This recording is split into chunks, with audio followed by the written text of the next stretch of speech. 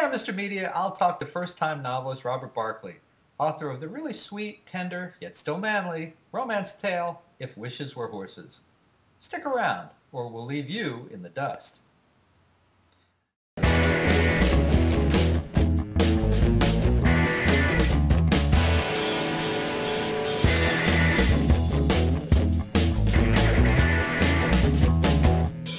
Mr. Media is recorded live before a studio audience of men who cried real crocodile tears after reading If Wishes Were Horses in the new media capital of the world, St. Petersburg, Florida. Now, believe it or not, there is a real heart beating beneath Mr. Media's sarcastic, bitter front. How else would a publicist cut through my years of built-up resistance to romance novels and not only convince me to read one, but to actually have its author on the show? Well, that's sort of where we are today. I read Robert Barclay's first novel, If Wishes Were Horses. I'm going to do that again because I just called your horses whores. If Wishes Were Whores. If Wishes Were Whores, that's a whole nother book. That could be the sequel. Next book. I can't. Sorry. All right, take two. Here we go. Oh man, I know. I read Robert Barclay's first novel, If Wishes Were Horses, as a bit of a lark, I admit it. I figured I'd probably push it aside after the first 50 pages. And then it was going to be after the first 100 pages. And yeah, before I knew it, I had read the whole damn thing.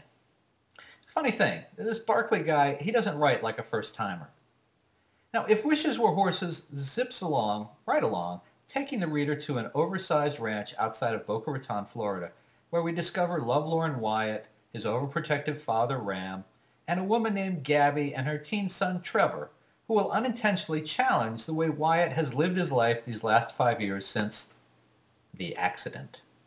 Robert Barclay, welcome to Mr. Media. Pleasure to be here. Thank you. Glad to have you. Congratulations on the book. It's a fine read. Thank you very much. I owe it all to my ever industrious agent, Marley Rusoff, and the folks at HarperCollins Morrow, especially my editor, Lucia Macro, for thankfully seeing something in this book. I'm sure you get asked this a lot, especially as a first-time author. How did you go from being a guy who wanted to write a book to a guy who's published a book and hold it up? I mean, published very well. It's a HarperCollins. It's a nice-looking book. It's well published. How did that happen for you? I had businesses in upstate New York, and I moved to Florida. I sold them, moved to Florida, and I had time on my hands. And my wife Joyce said to me, "Well, big shot, you always wanted to write a book. Why don't you sit down and write a book?" So I was searching around for what I thought would be a good premise, because in these economic times, I think the first thing you really need is a very interesting, I hate to use the word offbeat, but a very interesting, unique premise. Mm-hmm. I had owned horses when I was a youngster in New York State, and my father and I also owned racehorses that we ran at Vernon Downs in New York. So I knew about horses. And I had also learned a little bit about equine therapy. So I did some research. I spoke to folks on the ranches who actually run such programs, and it occurred to me that the equine therapy program might be an interesting nugget around which to wind a love story. And I wanted it to be about forgiveness and some redemption. And it just sort of evolved from there. Any advice that I could give a first-time writer would be, first of all, make the book as good as you know how to make it. And then secondly, try and find the best agent possible. Normally, unless a book has been vetted by an agent and sent to a publisher, normally publishing houses look askance at manuscripts that haven't been sent to them by agents. And that's too bad, because I'm sure there's some very good work in there. But they just simply don't have the time. So a good agent is key. And my agent sold it to Harper, and we went on from there. Not a lot of men, I think, writing romance novels. I'm not sure I would call this a romance novel. And I'm not that familiar with the genre, but when I think of a romance novel per se, I think of the romance section, right, the Theo-esque, covers and so on. I prefer to think this really is a contemporary mainstream love story. There are a couple other guys doing that kind of course, Nicholas Sparks does that kind of thing. Mhm. Robert Evans has done that kind of thing. But I think in general, you're right. I don't think there are a lot of men who have tried to tackle this particular genre. For me, it wasn't about writing in the genre. It was about telling the story that I wanted to tell and let the story fall into whatever slot anybody wanted to place it. Hmm. Do you know these people in the book? I mean, are these people that you know in some way? No, no, they're all amalgams of. Hemingway liked to say that he liked to take a character, excuse me, a trait from one person and another and another and another and combine them and get somebody new. Hmm. That's pretty much what I did with all the characters, with the exception of Ram, the patriarch at the ranch, for those of you who have not read the book. Ram is my father, Harry. Ah, okay. Yeah, plucked him right out of real life and put, except Ram has hair, my father does not. And my father, thank heavens, does not have dementia. But they are so close. I wanted a crusty, crotchety old patriarch that sort of dropped little pearls of wisdom, along in the book. Yeah. And my father is that. He's still with us. He's very, very astute. And talking to my dad can be a little bit like talking to Yogi Berra, except that I'm not sure Yogi Berra knew what he was saying, but my dad does. He does it to see if you're listening. So that was the attitude I took with Ram. Now, did your dad know when you were writing the book, before it was published, did he know that you were writing about him? Um, well, one day I was sending chapters along to my parents in New York as they were coming out of the printer. And one day my father called up and he says, "So I've been reading your book." And I said, "Yeah." He said, "The old man." I said, "That's me, isn't it?" And I said, "Well, yeah." And he said, "Well, you nailed it." So yes, he caught on.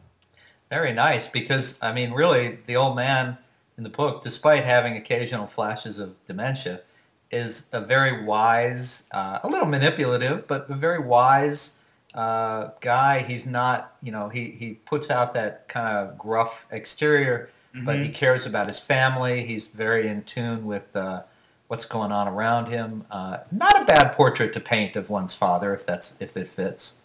When I was writing Ram, my internal image of Ram was Sam Elliott. Hmm. Hmm. I could see that. Hmm. Well, And that helped, as I was writing. so are you Wyatt? No, no, No, no, he's shaking that off, folks. He said, no, Wyatt's a, no, no, no, that's not me. Wyatt's a lot smarter and has a lot more money than I do. I got it. Who is But Wyatt? If you, uh, if, Wyatt's kind of a guy I'd like to be. hmm Um, he sort of lives by his own rules. They're also lawyers by trade, but he gets to live on the ranch and sort of do what he wants to do, aside from the tragedy that he suffered, of course. And I got to ask you, if Gabby were to be played in the movies, who would play Gabby? Although she might be a little mature for the role, I was kind of thinking Diane Lane. Oh, Although, I hate to break this to you, but Diane Lane was cast a week ago as Superman's mother in the new Superman movie. well, there you go. Yeah, I think you got to rethink that one. I think if I was going to cast Wyatt, I think Hugh Jackman would be good Ah, as Wyatt. nice. Um, that would be a nice fit there, I think. Okay. One of the characters I most enjoyed inventing was the son, Trevor, with his James Dean image going on. That was a lot of fun too. Couldn't find anyone more recent than James Dean for him to emulate, though. Didn't want to. Yeah. I wanted to make him unique. I didn't want to make him somebody who was into iPhones and baggy shorts and texting. This kid has had his problems, and he's sort of lived in his own mind since the death of his father. And I wanted to draw back on some of those older, and I think cooler images of teenage problems, and that's why I saddled him with that persona. Interesting. No pun intended. No, no, no, no. And I'm sorry, I just went blank. Is it Aunt Lou, the cook? Yes. Aunt Lou. What about her? How do you see her? I see her as the sort of the she really sort of runs the house. Right? You know, Ram runs the ranch, but Lou really runs the house. I think Ram just thinks he runs the house. I envision Lou as actually being the one who pays the bills. You know, and in any business, um, the owner thinks he's God, but believe me, the office manager is God. Yeah. And I see Lou as the one who does. She kind of does the dirty work and the sort of the things that are necessary, and she's not above sticking her 2 cents in either. Mhm. Now, can we give away? You mentioned the accident.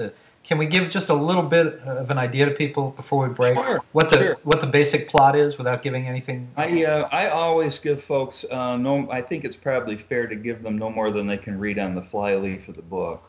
Um, I invented a quarter horse ranch outside of Boca Raton. It's run by an old patriarch named Ram Blaine, who's 77 years old, who is in love with all things cowboy to the point that he named his 2 sons Wyatt and Morgan Mhm. and his 2 golden retrievers Butch and Sundance. And they breed and raise and train quarter horses, and they're very wealthy. Mhm. Some of their money is old money from previous descendants, but they're quite well to do. And his youngest son Wyatt is an attorney also, who also works on the ranch. And Wyatt's wife was a psychologist who ran equine therapy programs at the ranch because she thought it was a good fit. And 5 years before the book really gets started, Wyatt loses his wife and son to a drunk driver, and he cannot get going. He can't find anyone to love. He has a problem dating women. He's really stuck. So in an attempt to find some closure, he decides to run one more of these therapy programs in his wife's name at the ranch. And everything's going along well. He's going to do it for free, and he has about 30 kids lined up. And then 1 week before the program starts, the widow of the man who killed his family comes to him and begs him to enroll her son, which creates a lot of tension and a lot of interesting things that I could do with that. A lot of good stuff. Good book to read. Let's do this. Let's take a quick break. This is Bob Andelman, and you're listening to and hopefully watching the Mr. Meaty interview with novelist Robert Barclay, whose new book is If Wishes Were Horses. And read this book. We'll be right back.